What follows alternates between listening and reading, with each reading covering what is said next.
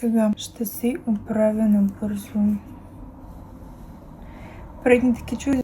Какво сега? Цялата коса трябва да се кадра, защото тия двете са различни вече. Май. Кадричка. По принцип от тази страна ми е най-трудно да си кадра косата. Ами, така бърз апдейт.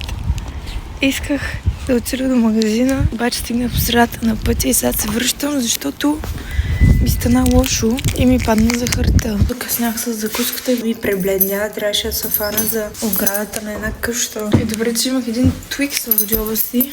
Гръзнах в половината, макар че аз сладки вече не ям. Ще си тръща на леглото, ще си измеря кръвното. Ще хапна още по-стабилно. Трябва да се оправя за отида до магазина пак, защото нямам грам хляб. Си измеря кръвното. Не мога да правя резки движения, защото ми става замаяно. Надолу също много не мога да гледам продължително време. Нещата отживат. Кръвното ми е добре, бе 120. Не, 118 на 72,5. Кръвното ми е добре, просто захарта ми е паднала. Взех си вода, за да се хидратирам, защото най-вероятно съм и леко дехидратирана. 60 грама кашу.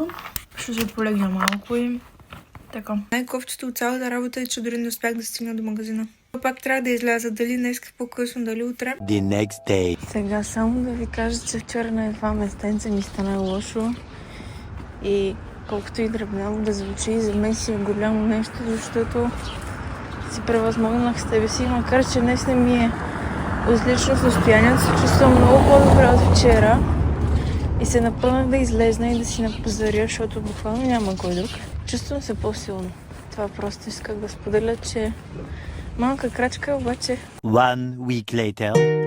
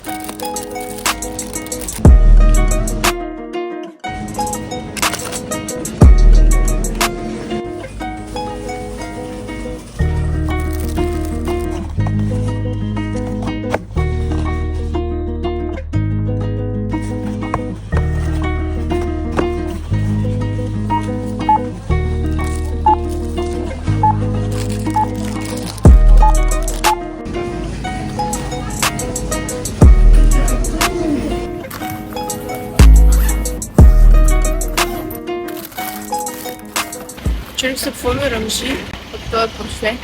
Мале, каква мръсна жега.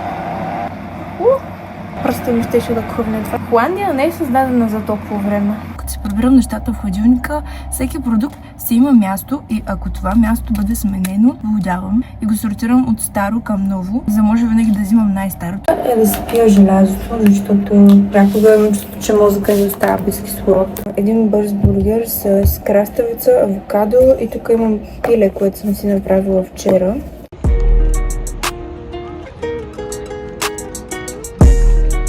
Усърдно съм работила по това да подобря финансовата част в проекта ни, защото просто беше леш. Понеже проекта ни е за BMW, тук имаме balance sheet, income statement, cash flow. И това е за всички години от 2020 насам до 2025, като Най-важната част от целия файл е този лист, който е с ratios, целият финансов анализ на фирмата. Всяка една клетка е свързана към някоя част от финансовите документи. Голяма играчка е, обаче е толкова забавно, защото като му фанеш цаката и той като един пъзъл да продължаваш нататък. И да търсиш и още, и още, и още. Да, за анализа има profitability, liquidity, solvency, EVA, market, тук как върви маркета на BMW, колко струва една тяхна акция през времето. Това са годишните доклади на фирмите. Специално BMW има 434 страници за 2025 година и си разказват за тяхната история, за тяхната мисия, стратегия, основните им цифри, по какъв начин влияят на околната среда. Обществено достъпна информация за всяка една фирма. Влезете в Google и напишете фирмата и после Annual Report. Ще ви излезе всичко. Може да прочетете, ако дори искате някога да работите за фирма, може да видите колко пари правят и така нататък. Ориентировачно те едва ли репортват всичко, но има доста интересни неща. Имам още 2-3 реда да довърша. 2 и се прибирам. Абе, доскоро не можех да уча в университета. Някак прекалено шумно ми идваше. Не можех да се съсредоточа върху нищо. Сега вкъщи не мога. Няма какво друго да ме разсея. Дори не си седа и на телефона.